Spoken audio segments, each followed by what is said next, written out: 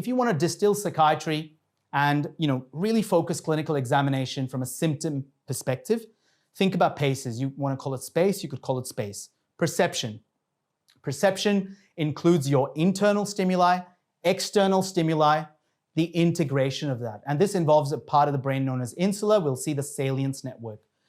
This part is involved in pain disorders as well. So perception, we often think of hallucinations, we often think about delusions, but it also involves pain perceptions, somatic perceptions, somatization, the whole lot. We will also see this part of the brain involved in functional neurological disorders. The next one is activity. Here we have striatum. So this we talked about. Activity can be lowered or activated. Then we have cognition, the prefrontal cortex. Emotion, reward, so change in reward sensitivity, and sleep.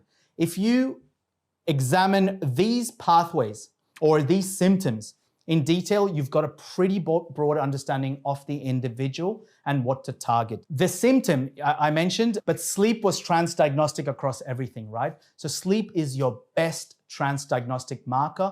And how do I use sleep? For me, the best way of knowing if my treatment's working or not is to evaluate sleep. Because sleep doesn't lie. Are you able to fall asleep? Are they having racing thoughts, or can they calm down the arousal pathways?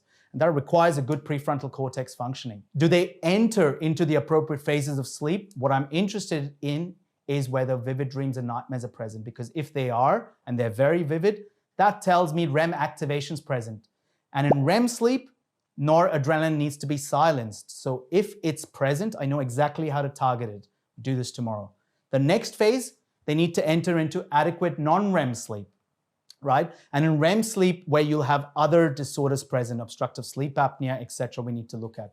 And then finally, I need to look at non-REM and their waking. If they're waking up early morning wakening, that is a telltale clue towards agitation.